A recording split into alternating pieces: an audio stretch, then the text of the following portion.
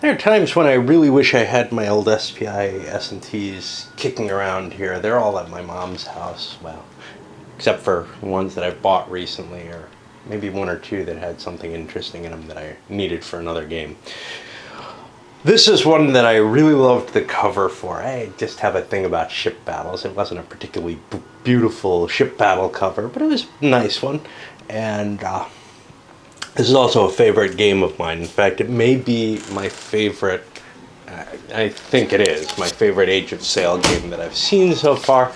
The one that I haven't seen is Clash of Arms, is Close to Action or something like that. I don't remember.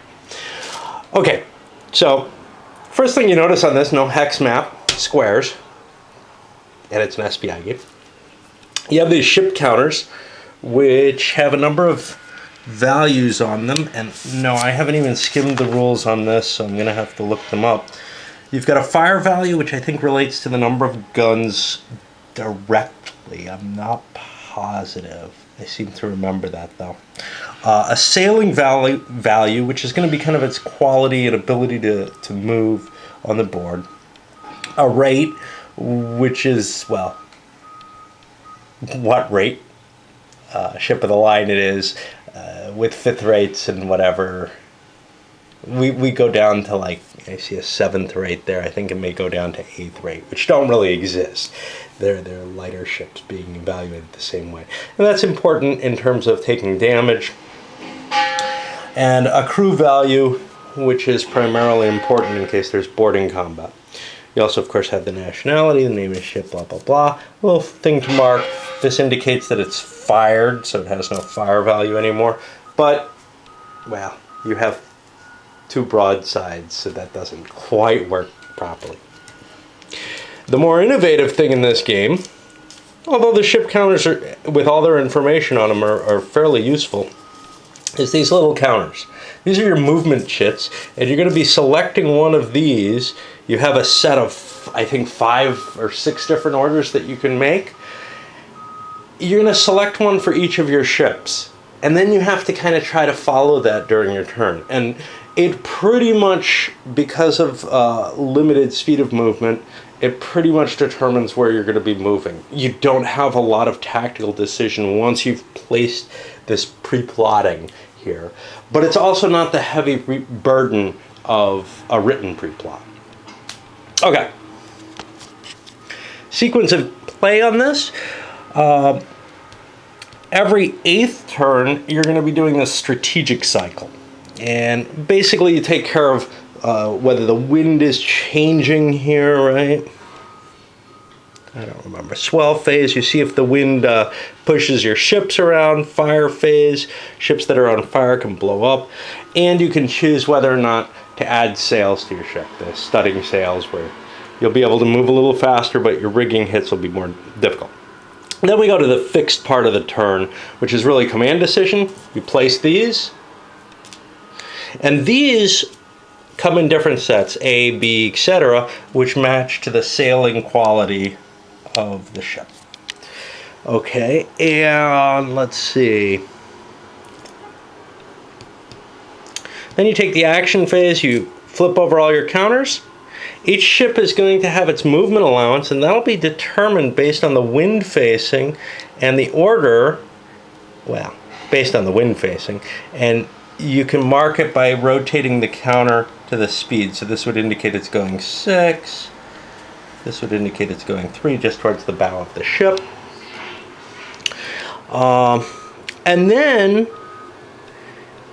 each ship, well, one player is going to have the wind gauge here, which is going to be determined, and he gets to choose each ship that goes. Now, wind gauge is determined by who has the most ships traveling the best. Let's see how that's actually worded, if I can. Yeah, it's by movement allowance. So the most ships with a high movement allowance gets the wind gauge, and in case of ties, I don't know how it breaks out. You roll a die. So that person is going to have some control over which ship moves next, but I believe that is also determined by the speed here. Alright. And does the wind ever change in this game? I don't know. Then after all movement, well, during movement you're allowed to fire. After all movement, if you're fouled, stuck together, you're allowed to fire if you haven't fired out that side this turn. And then you also take care of a melee phase and a chance to unfoul your ships.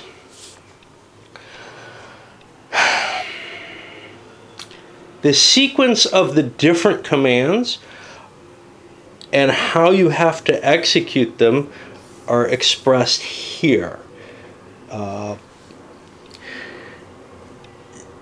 You're allowed to pretty much pick any command you like, but there are some restrictions based on prior commands, etc.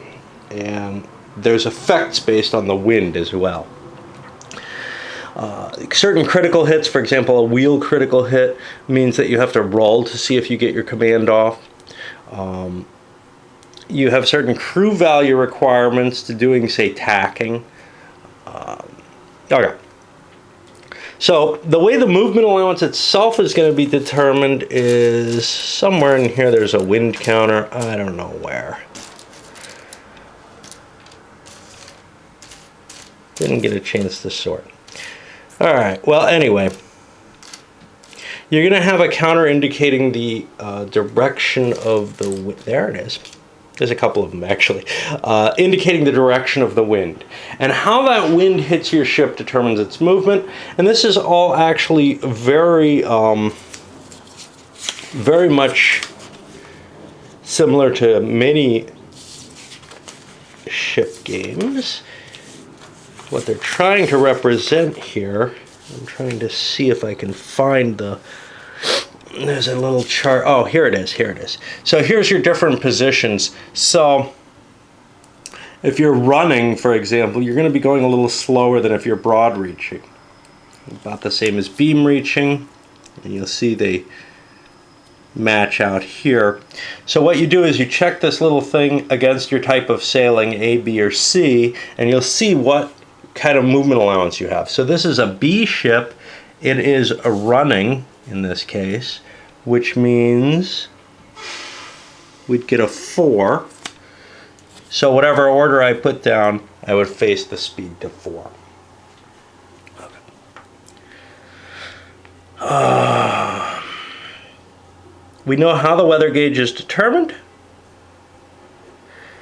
The player with the weather gauge determines the movement of all ships and who will have to move a ship next.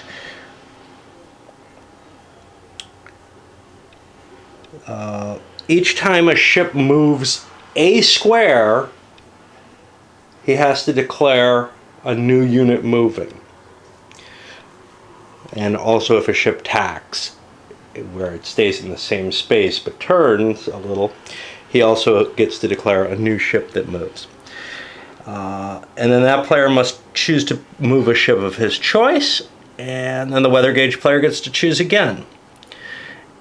Now, for realism,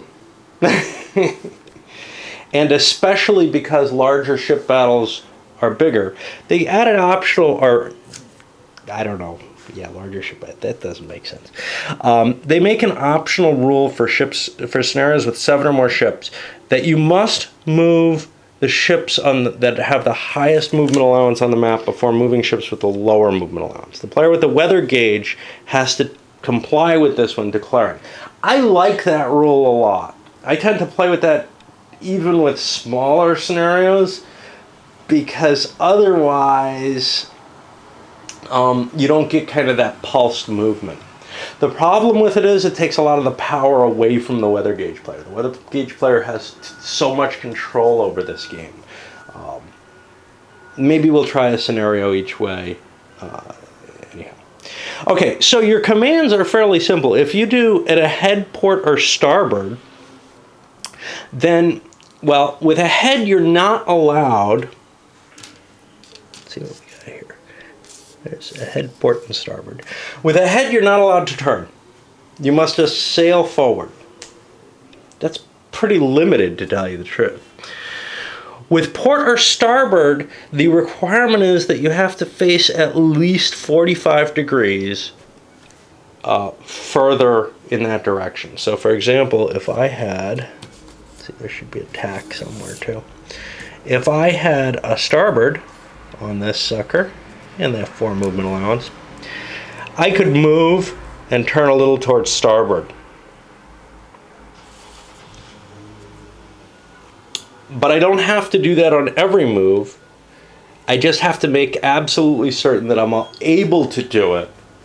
Like, I can't hold off making my turn and then say, I couldn't make it, I didn't have enough movement points.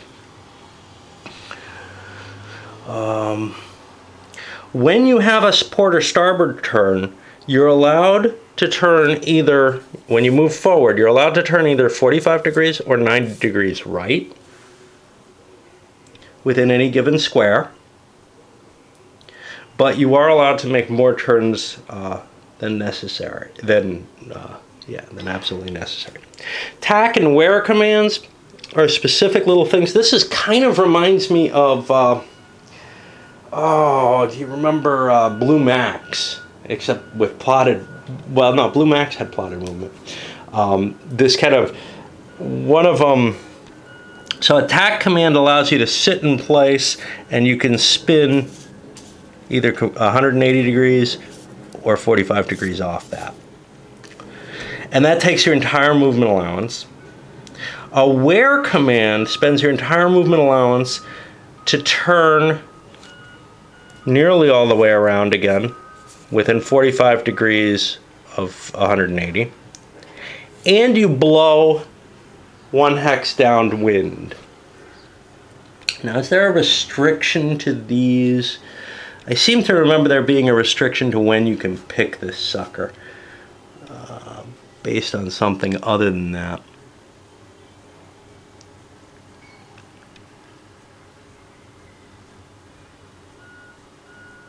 Ah, yes. So you can never complete a tack or wear command if you end up ever facing completely into the wind. Oh no, I'm sorry. If you end up facing completely in the wind. So this would be illegal, for example, if I did a wear for that.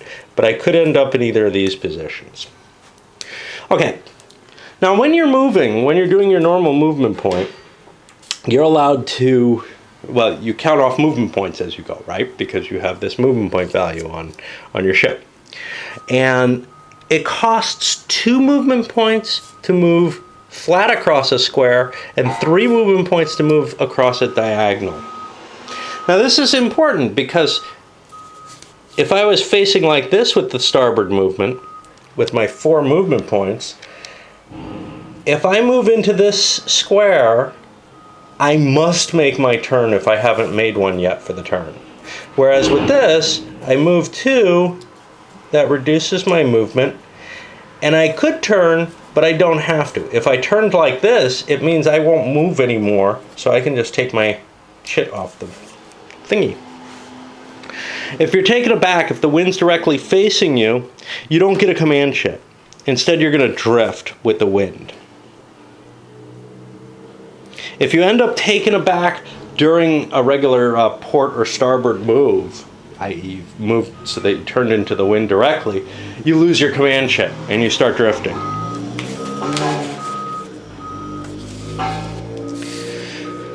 You're allowed to back sail while you're, if you have a command ship. Only if you're beam reaching, which is if the wind is coming like this, right into, not right into your bow, but cutting across your bow. And if you do that instead of moving, you remove your command ship and you leave your ship exactly how it was. And this is considered normal movement.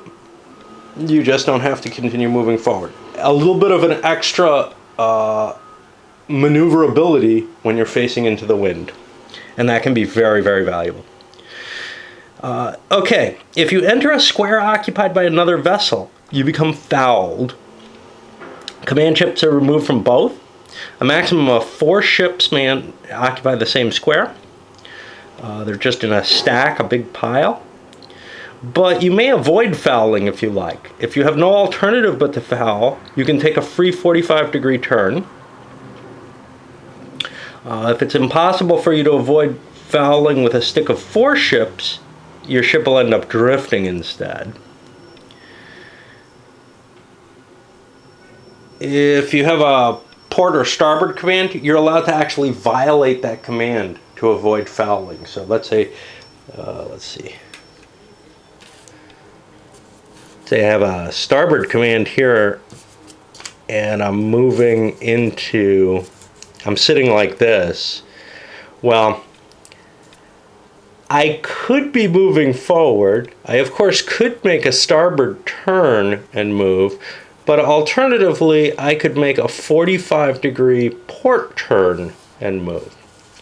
Again, a possibility for a little bit more maneuverability just by kind of using these rules a little bit.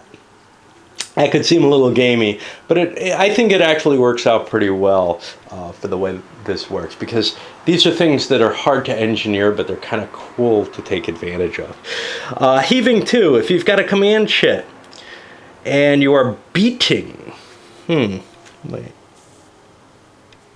Oh, I'm sorry, this is beating or beam reaching. Beating is this. Beam reaching would be coming straight across your ship. Okay, so heaving 2, you have to actually be beating. I knew there was a maneuver advantage to that. You simply reorient your ship 45 degrees away from the wind, kind of like that.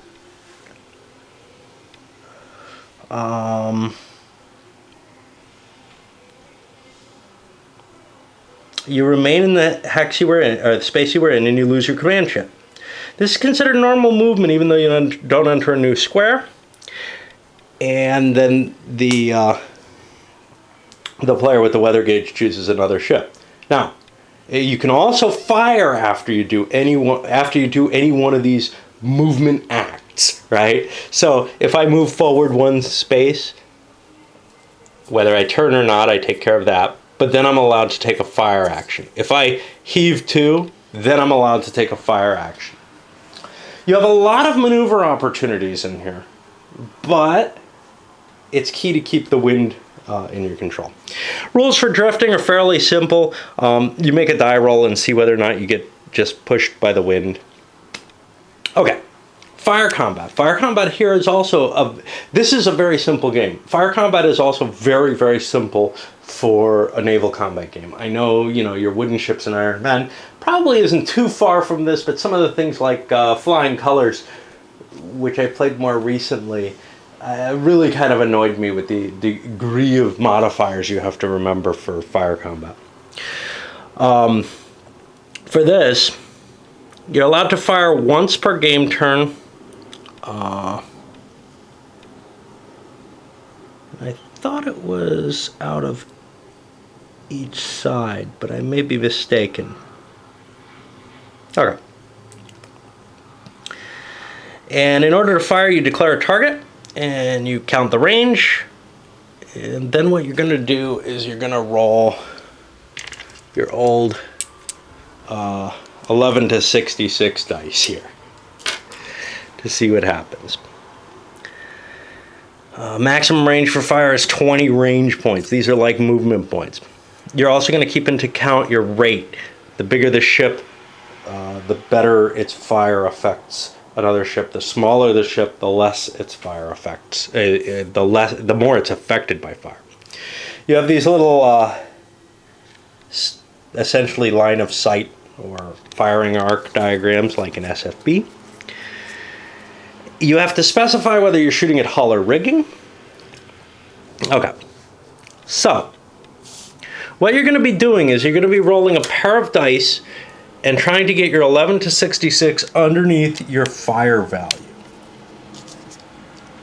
And some of those fire values can get pretty high. But there are lots of modifiers. So the rate of the firing ship is subtracted from the rate of the target ship.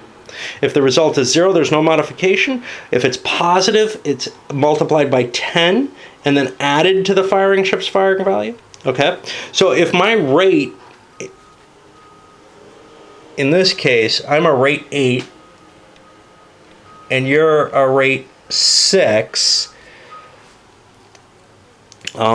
So that would be a -2. So I would subtract 20. That can't be right. That's not right. No, I'm a rate 3, and you're a rate 7. Okay, so 3 would be subtracted from 7. That would give me 4. I would add 40 points to my fire value because I'm shooting at a much smaller ship there. And that gives me a very good chance of hitting. Okay, great. I got a good chance of hitting. So what? Well, we'll see. Damage is going to reduce your fire value.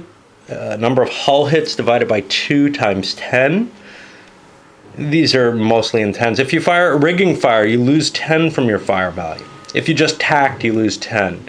If you've got a rake, like this would be, shooting in the blind side where the enemy can't shoot you back, well, you add 20 to the fire value if it's an ass rake, and only 10 to the fire value if it's in the front. If it's the first time you fired a broadside out of that side of the ship, one little piece of paper, bookkeeping that you have to take care of in this game is you have to keep track of each ship where it's fired its first broadsides. That's going to be worth, well, 20 points to your fire value at range 3 or less, which is really 1 square away. Because remember, it costs 2 to move one of these. So if it was this would be 2 4 spaces.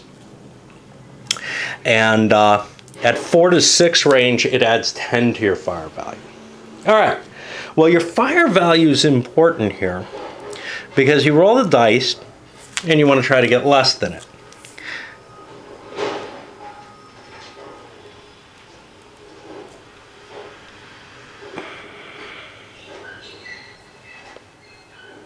Some ships are going to be carronade armed.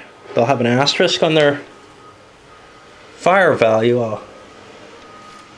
And what that's going to do is limit them to 8 range points, but fire at 3 range or less adds an additional 10. Now, you almost never fire at greater than 8 range points. It's just so rough, except in some kind of weird running battle. So the carronades are pretty potent, actually, and I like them. Okay, well, what about damage? If you do rigging fire, you'll do rigging damage. And if a ship's taken 2 rigging hits, its maximum movement allowance is 4. If it's taken 4 rigging hits, its maximum movement allowance is 3. If you fire at the hull, you do hull damage. And this will affect its fire value. It'll also affect its crew value. And eventually the ship might strike. I'm looking for... I'm missing something because you're able to get multiple hits.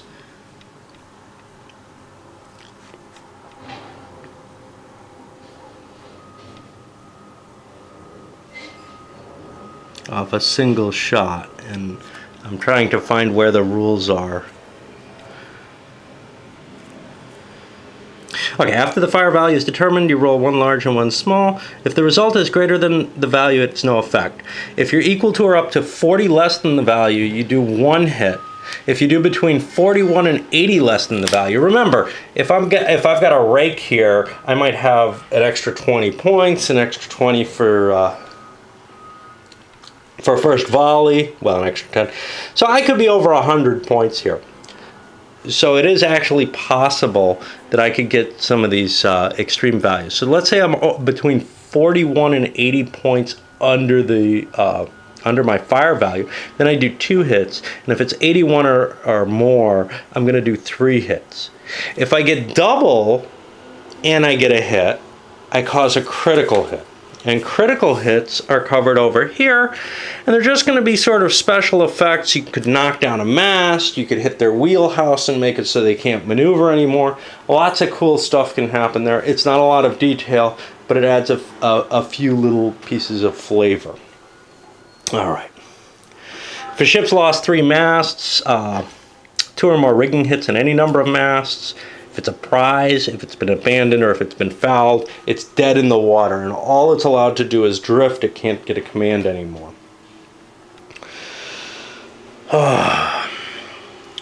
Once ships foul, they're able to do melee, and melee is going to be a comparison of the boarding values, which are based on the crew value, I believe. Both players determine the boarding value. See 11.22, okay?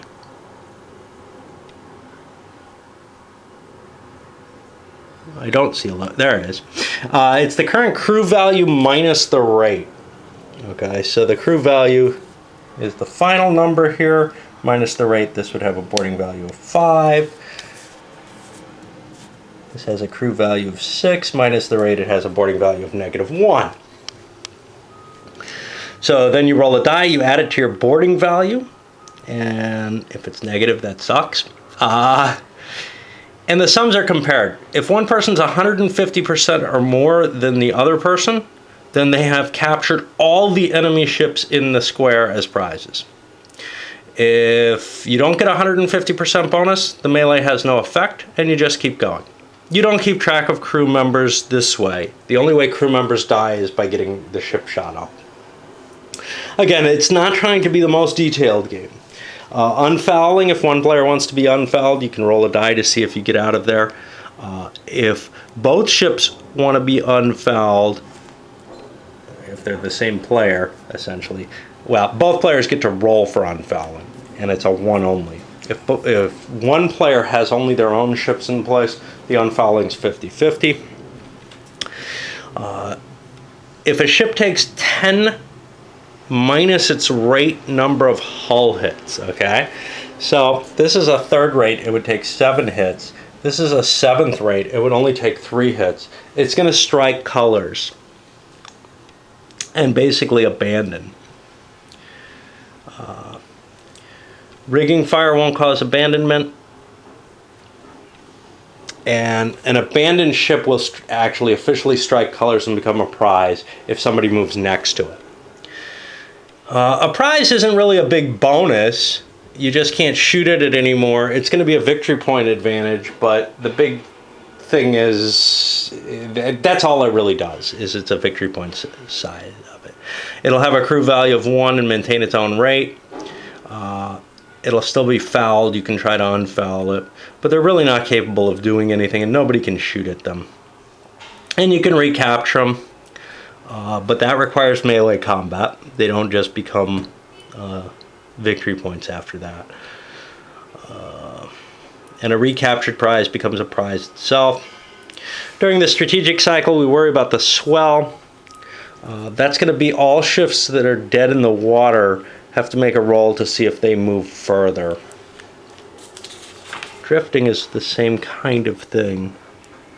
Oh no, drifting reorients your facing. Dead in the water is the common drift. So drifting, you make a roll in the die to see if your facing changes. Every 8 turns, there's a chance you move a square that way. If your ship's on fire, which is one of the critical hit effects, there's a chance it could just blow up. Studding sails generally a bad idea when you move when you want to move faster. I think it increases your sailing value by 1. Let's see. Oh, no. It increases the movement points you get from sailing. So if you're beating, you'll be beam reaching. If you're beam reaching, you're running. If you're running, you're broad reaching. And if you're broad reaching, well, there's no effect. That's just better. So you're more likely to be catching the wind. Studding sails has a minus, though, to it. It affects fire combat at rigging. I think that was listed in the fire effects.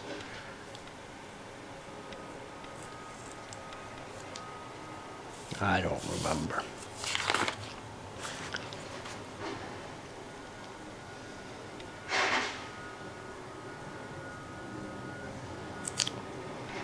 Yeah, no penalty for rigging fire, which is kind of cool. Once you're close to someone, you're not really usually rigging fire too much, but it might be worth it if you don't have that penalty. Overall, the hull fire is what you want to do, I find, unless you're trying to get the maneuver advantage.